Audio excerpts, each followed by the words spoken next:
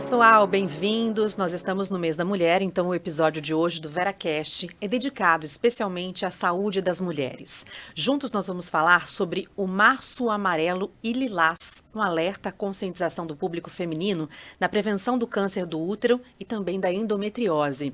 Com a gente aqui o Dr. Leonardo Silva, oncologista clínico, especialista em câncer ginecológico. Obrigada mais uma vez pela presença. Obrigado, Marcela. Obrigado pelo convite. Sempre uma honra estar aqui com vocês. Para a gente também, Dr. Dorival Gomide, também obrigada pela participação. Dr. Dorival, que é ginecologista e obstetra, especialista em endometriose. Obrigado, Marcela. Agradeço mais uma vez o convite do Veracruz. Sempre muito bom trazer informação para as pacientes. E legal estar do lado do Leonardo aqui para conversar um pouquinho sobre a saúde feminina. Trazer informações complementares aí, Exato. Prestação de serviço, né? Esse mês de março aqui é um mês em que a gente relembra e reforça a importância e a luta das mulheres, né? E essas duas cores, elas são bem emblemáticas na área da saúde, o amarelo e o lilás. Por quê, doutor? Falando um pouquinho do amarelo, que é mais a minha área, né? Eu acho que o amarelo sempre traz esperança. Eu acho que toda paciente que tem endometriose, ela sempre busca encontrar a luz no fim do túnel, que é não ter dor, de repente ser mãe. Então eu acho que tem tudo a ver o amarelo com a esperança que a gente busca na retomada da qualidade de vida das mulheres. E o lilás? Eu acho que o lilás, ele é uma cor que representa muito esse universo feminino, né? A exemplo também do que a gente vê no Outubro Rosa, né? Que o rosa foi escolhido como a cor representativa, né? Mas também traz essa mensagem da importância de levar a informação, de se conscientizar as mulheres a respeito da importância das estratégias de prevenção, das estratégias de tratamento precoce do câncer de colo de útero, né? Então resgata e traz para a mulher esse olhar, né, para si mesmo, para se cuidar e prestar atenção ao seu corpo e fazer os seus exames de forma regular. Inclusive o câncer de colo de útero é a 4ª causa de óbito de mulheres no Brasil, né? E a endometriose, os dados mostram também que acomete aí milhares de pessoas, milhares de mulheres todo ano. Elas são doenças muito mais comuns do que muita gente imagina, né, doutor Dorival? Com certeza. E eu acho que elas têm uma coisa em comum, que para mudar esse jogo e para melhorar tanto a questão da endometriose, com a qualidade de vida, com a fertilidade, mesmo do câncer de colo de útero, que conflui em elas é a informação, né? A informação é que vai mudar esse jogo. Então, a importância de falar sobre câncer de colo de útero, de falar sobre endometriose e de colocar um mês, escolher um mês para ser um marco de lembrança durante o nosso calendário.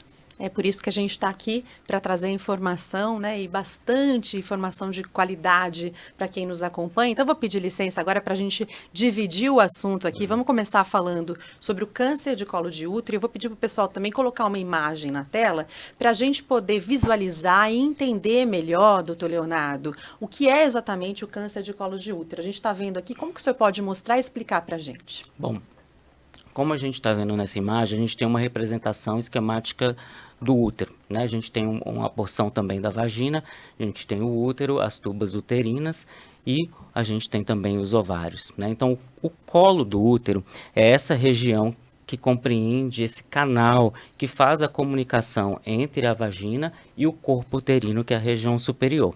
Então, toda essa região aqui é representada pelo colo do útero. A gente tem 2 camadas, né? A região externa do colo e a gente tem o canal endocervical. E para falar de câncer de colo de útero, o câncer a gente vai definir como uma alteração nas células aqui da região do epitélio do colo uterino. Essas células sofrem alterações genéticas e elas perdem os mecanismos de controle de crescimento. Então elas começam a crescer de forma desordenada, formando uma lesão tumoral. E a região onde acontece a maioria dos casos de câncer de colo de útero é justamente nessa região que está representada aqui na imagem, que é na transição dessa camada externa para a camada interna do canal endocervical. Quando a gente fala e ouve falar, né, sobre os fatores de risco, sempre vem a informação da infecção pelo HPV. Esse é o principal fator, há outros também? Sim. A gente sabe que o HPV é um vírus, né, papiloma vírus humano. Existem diversos tipos, subtipos de HPV, mas nem todos eles são potencialmente causadores de câncer. Então, a gente tem os HPVs que a gente chama de alto risco. A grande maioria dos casos são causados pelos HPVs 16 e 18, mas a gente tem casos de outros subtipos. A infecção pelo HPV ela é responsável por mais de 90% dos casos de câncer de colo de útero. Se a gente pegar tumores de colo de útero e fazer uma pesquisa de DNA do HPV, a gente vai encontrar o DNA do HPV em praticamente todos eles. Então, isso realmente é um fator que a gente já conhece há muito tempo. Só interromper o senhor um pouquinho. O fato de ter tido HPV já é um fator de risco? Ou se a doença, se a infecção for bem tratada, esse risco já não existe mais para a mulher? Essa é uma questão muito importante. A grande maioria das pessoas já teve contato com o HPV durante a vida. E a forma de transmissão, falando especificamente no caso do câncer de colo de útero, é por via sexual, né, ou contato pele a pele. Na grande parte das vezes, as infecções elas são debeladas e elas não se perpetuam, né? O nosso sistema imunológico consegue eliminar a infecção. Mas numa parcela desses casos, a infecção ela fica persistente.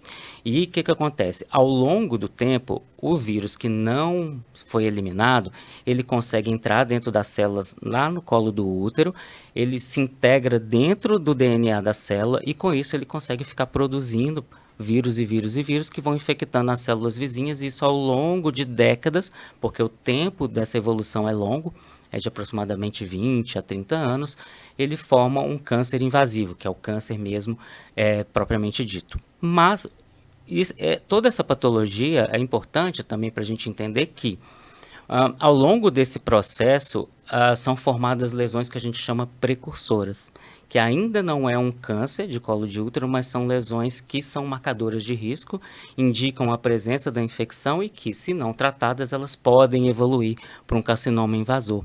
Então aí entra a importância do rastreamento, porque o rastreamento, além de a gente conseguir diagnosticar o câncer de colo de útero no estádio mais inicial e aí permitir tratamentos menores, né, menos agressivos e mais curativos, a gente também consegue identificar essas lesões precursoras e fazer o tratamento adequado e evitar a ocorrência. Quando você fala rastreamento, é o exame ginecológico de rotina.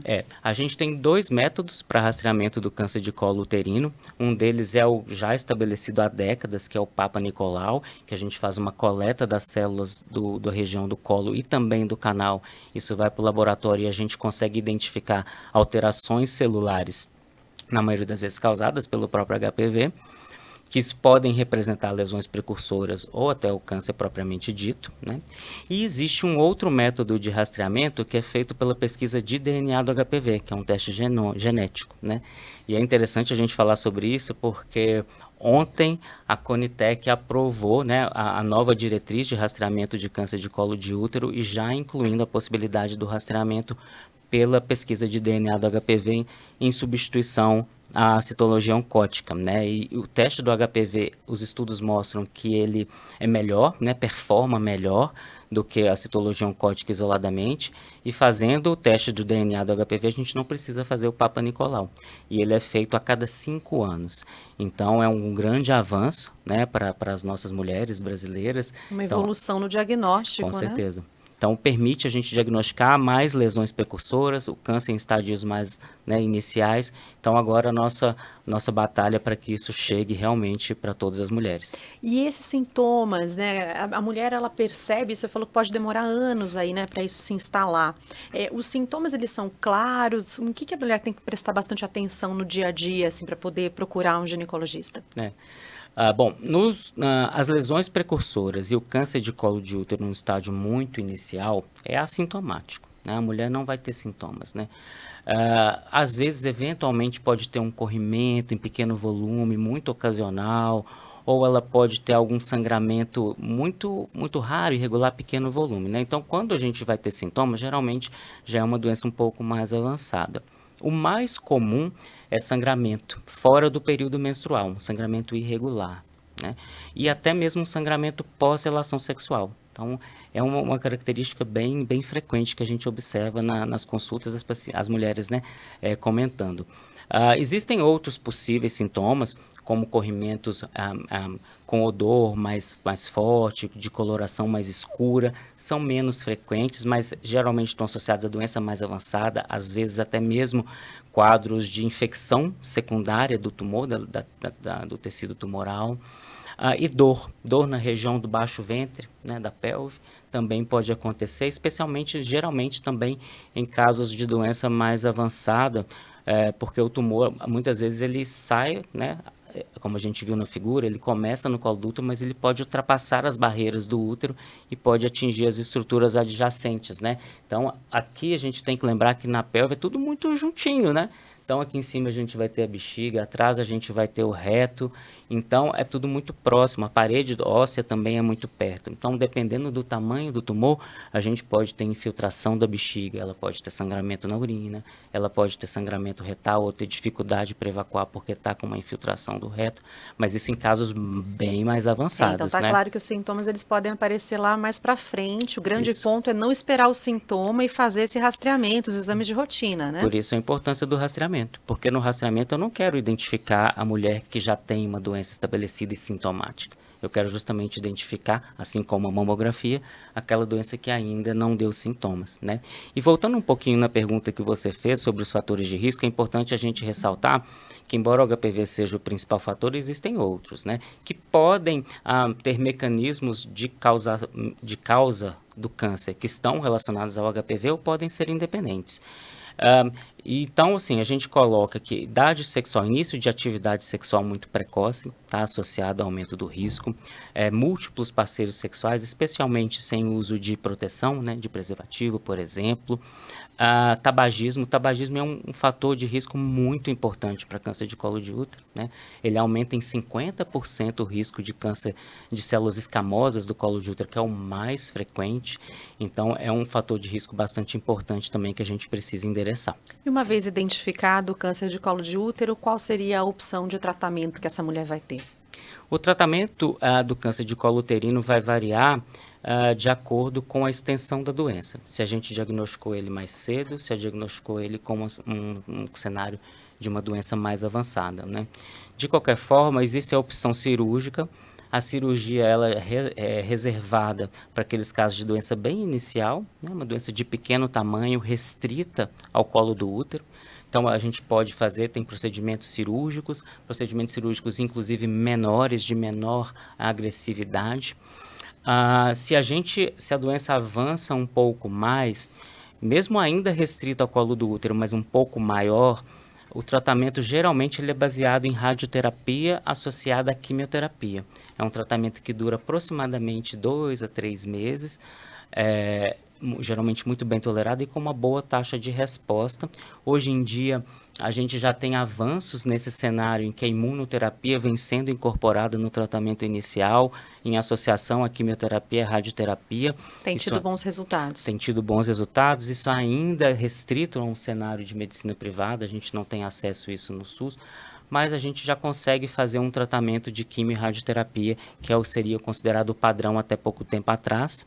E nos casos de doença mais avançada, muitas vezes, né, não é tão frequente, mas às vezes acontece que a doença se metastatiza, pode ir para os pulmões, linfonodos em outras áreas. A gente pode lançar mão de radioterapia para controle local, porque às vezes a paciente está sangrando ou tem dor, né? Mas a quimioterapia é um padrão eventualmente associado também à imunoterapia quando possível, né? Quando o senhor falou aqui sobre os fatores de risco, a gente já pôde ter uma ideia do que seria então a prevenção do câncer de colo de útero, né? Mas vamos reforçar aqui, o uso de preservativo, por exemplo, é um dos pontos importantes também quando a gente fala em prevenção. Com certeza. E aí isso é fundamental. A gente entender que o câncer de colo de útero é uma situação muito singular, porque é um dos poucos tumores que a gente tem a possibilidade de prevenir, né? Assim, com uma chance de praticamente 100% de prevenção, né? Então, além de prática sexual segura, né, a gente tem que são os pilares, né, inclusive da campanha da OMS, da iniciativa da Organização Mundial de Saúde para a erradicação e eliminação do câncer do colo do útero no mundo, que são a vacinação, né, contra o HPV. A gente lembra que a gente tem no Brasil disponível a vacina contra o HPV pelo Sistema Único de Saúde. Ela deve ser ofertada às meninas e aos meninos entre os 9 e 14 anos de idade.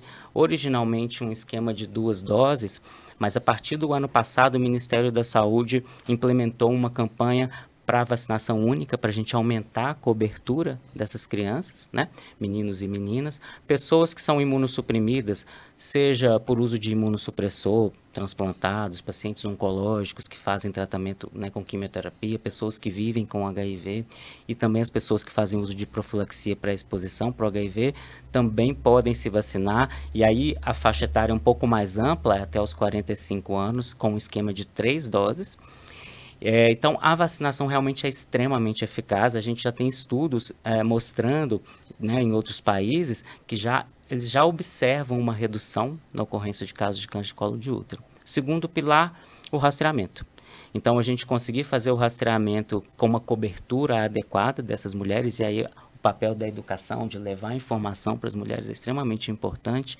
Então, seja com o Papa Nicolau, seja com a pesquisa de DNA do HPV a cada 5 anos, o rastreamento começa aos 25, vai até os 64 anos. O espaçamento, se os primeiros 3 testes são negativos do Papa Nicolau, a partir do seguinte ele pode ser espaçado, não precisa ser anual, mas é importante que a mulher tenha uma consulta anualmente com seu ginecologista para o exame ginecológico ser feito, né? E o último pilar é o tratamento das lesões precursoras.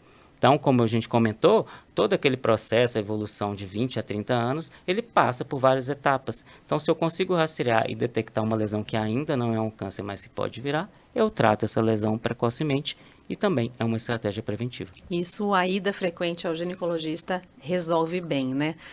Nossa, quanta informação. Vamos guardar tudo isso aqui na nossa caixinha e vamos abrir uma outra aqui agora para falar sobre a endometriose, também tão importante, né? Conscientizar nesse mês de março aqui. Dr. Dorival esteve com a gente no ano passado falando, né? Trazendo informações importantes sobre a endometriose. Na ocasião, a gente trouxe um dado aqui de que 1 a cada 10 mulheres sofre, pelo menos, com os sintomas da endometriose. É uma estatística que está valendo ainda no consultório, uma queixa bem frequente? Sim, é uma queixa bem frequente e o que a gente tem é de 10% a 15%.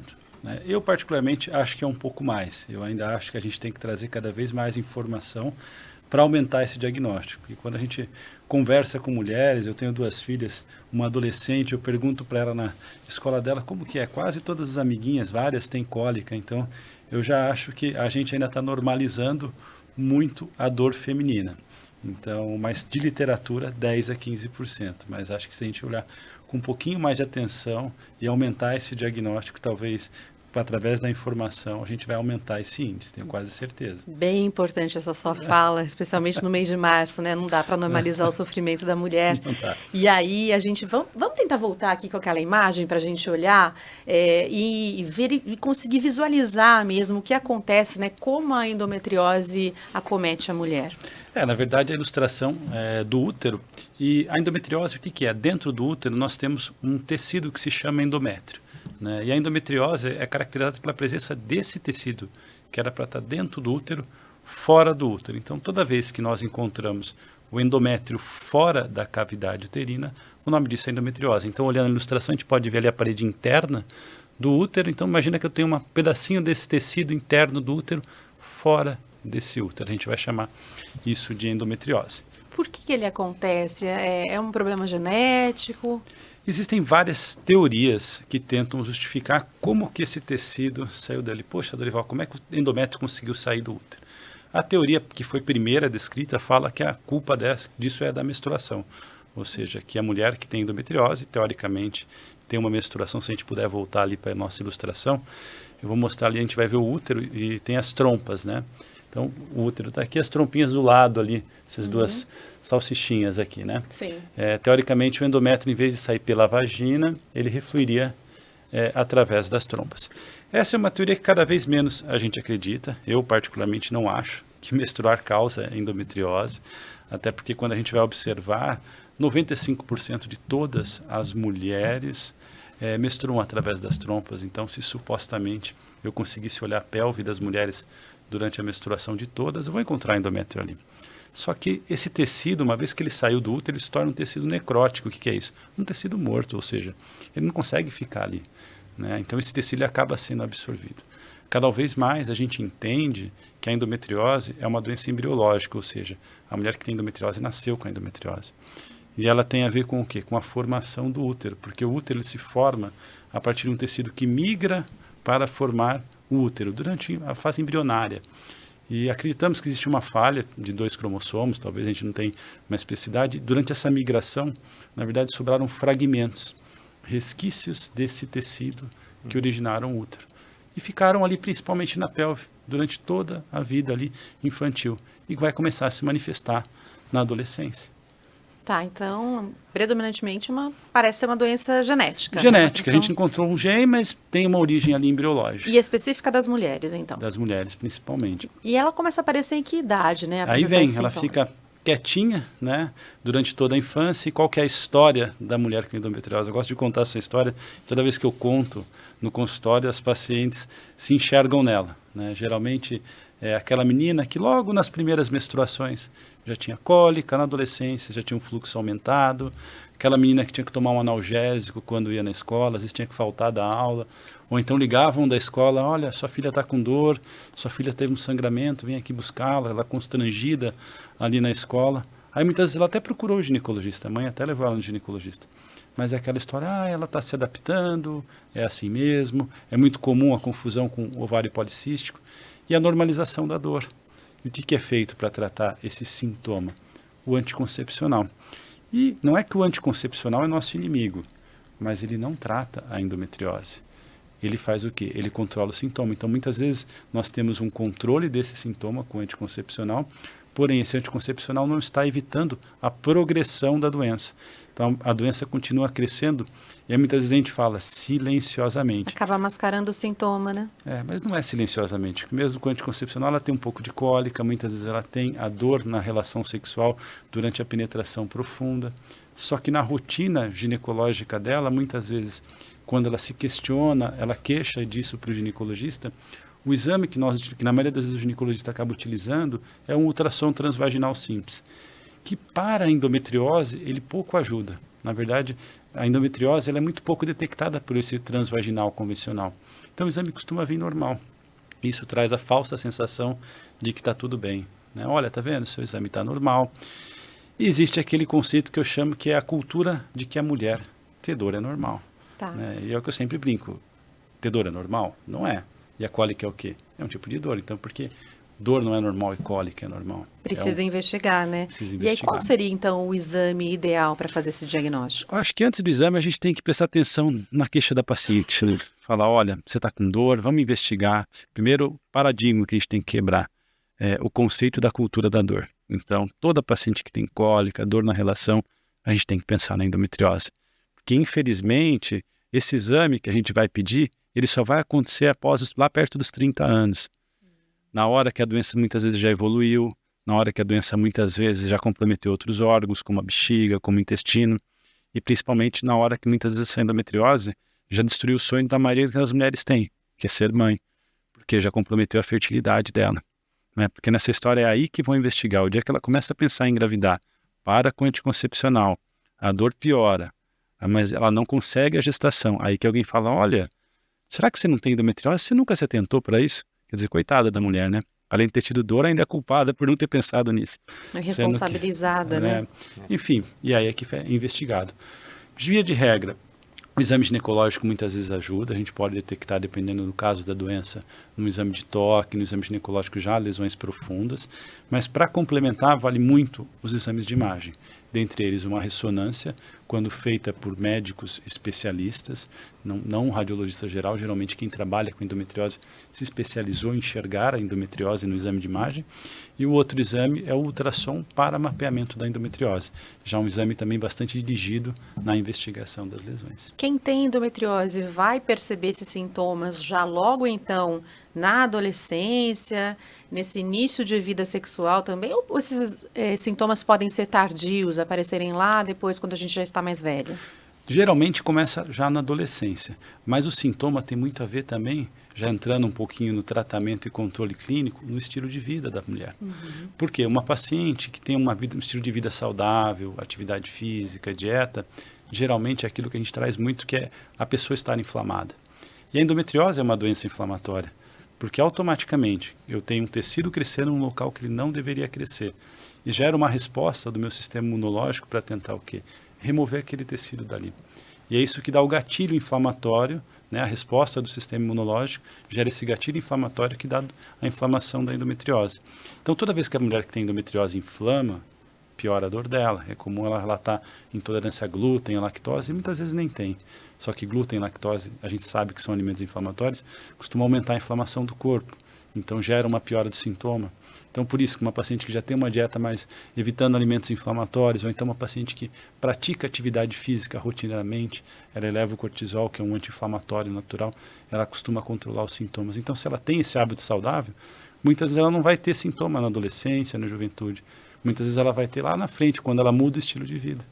Às vezes ela começou num trabalho que está estressando, ou então teve filhos, porque boa parte das pacientes com endometriose engravida, e aí muda a rotina de vida, começa a dormir menos, começa a ter menos tempo para praticar esporte, se alimentar um pouco pior, ela começa a ter dor. Então, os pilares do tratamento, eu estou entendendo que também são os hábitos aí, né? Com Atividade física e alimentação saudável. Com certeza, ajuda muito a controlar o sintoma. Atividade física, uma alimentação evitando alimentos inflamatórios é a base inicial do nosso tratamento para controlar o sintoma da paciente. E também o uso de hormônio, a depender da individualização de cada caso. Mas é um fato importante, que a gente tem que lembrar que, no fundo, eu estou controlando o sintoma. Eu não estou tratando a endometriose. Mas até aí tudo bem. Por quê? A endometriose é uma doença benigna. Eu costumo dizer que o problema não é ter endometriose, né? O problema é quando você tem uma endometriose que atrapalha a sua vida.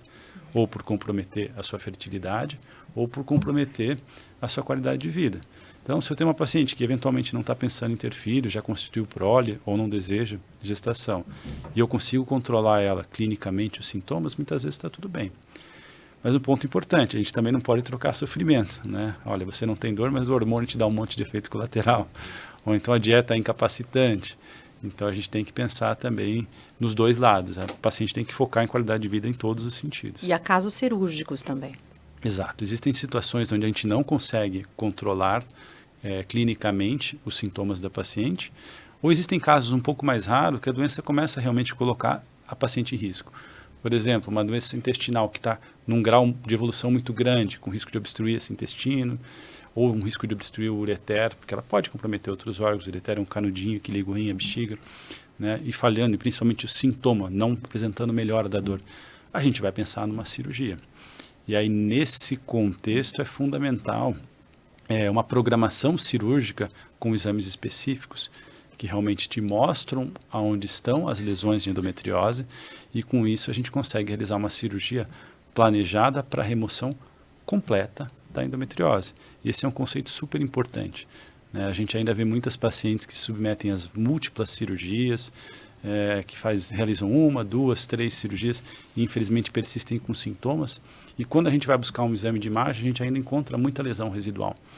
Então a gente tem que pensar sempre numa cirurgia para remover toda essa doença, evitando esse conceito de que a doença volta, que eu particularmente não acredito muito, uma vez que é uma doença embriológica.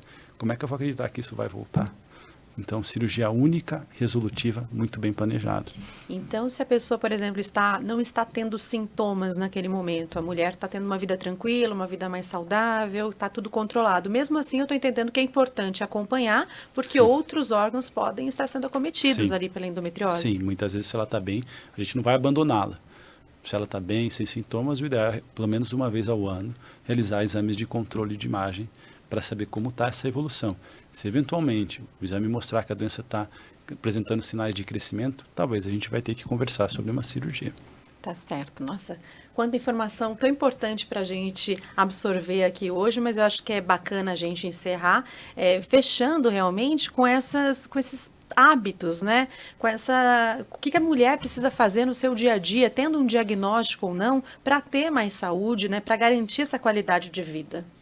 Eu acho que, em primeiro lugar, entender a importância individual, né, com relação ao cuidado, né, da própria saúde. Então, entender que a gente tem poder e a gente tem capacidade de cuidar da nossa saúde, de melhorar o nosso estado de saúde, e existem medidas para isso, né? Então, eu acho que o foco em hábitos de vida saudável, e aí aqui engloba várias coisas, né? A gente está falando de atividade física, a gente está falando de alimentação saudável, rica em fibras, rica em frutas, verduras, enfim, evitar os ultraprocessados, isso é algo que a gente, né, tem falado bastante, mas também questões que a gente fala um pouco menos, né, da hidratação, né, a importância de ingerir água em quantidade adequada ao longo do dia, o sono é extremamente importante, né? Então a gente fala pouco, né, da qualidade do sono, de higiene do sono, mas dormir bem traz melhor qualidade de vida, e as nossas relações interpessoais também. Porque isso também é um dos pilares da medicina do estilo de vida, né? Como a gente se relaciona com as pessoas ao nosso redor e com o nosso ambiente também. E no caso especificamente de câncer de colo de útero, é claro que todas essas medidas vão ajudar, porque vão diminuir estados inflamatórios, diminui a imunossupressão e melhora a resposta imunológica. Quem sabe a gente consegue evitar uma progressão, né, de uma infecção, né, que poderia ser debelada por uma infecção persistente, e estar sempre atento a qualquer sinal de alteração do seu corpo, né? Porque é a mesma coisa que a gente fala para a mama. A mulher que faz o autoexame não substitui a mamografia e o exame de rastreamento, mas a qualquer sinal alterado, a qualquer mudança de padrão do funcionamento do seu organismo, isso precisa ser investigado. O autoconhecimento, né, observar o próprio corpo é muito importante nesse sentido, doutor Dorival. É assim, ficar atento aos sinais, né? Olhar para si mesmo, olhar para o corpo, as atividades, né? Os estilos de vida, é isso mesmo, né? E essa questão da relação interpessoal acho que é muito importante, principalmente as mulheres, a gente vê muito ainda, às vezes, já aí entra naquele ponto até do bem-estar psicológico, né? Né, muitas vezes o bem-estar psíquico também é importante, impacta muito, né? Sem dúvida. Quando o assunto é saúde, nós temos que ficar sempre atentas mesmo. Por isso, continue realizando seus exames preventivos. Em caso de algum sinal, procure um médico especialista. Eu agradeço demais a participação dos dois aqui, trazendo tantos esclarecimentos, tantas informações importantes para as mulheres. Doutor Dorival, obrigada, viu? Eu que agradeço novamente, obrigado. Sempre um prazer estar aqui com vocês. Obrigado. Obrigada, doutor Leonardo. Obrigado, Marcelo, mais uma vez. Um prazer recebê-los aqui. Igualmente. Uma boa noite especial para todas as mulheres que nos acompanham desde o primeiro episódio. Obrigada pela audiência. Saúde sempre para todas nós. Até a próxima terça-feira, às 8 da noite.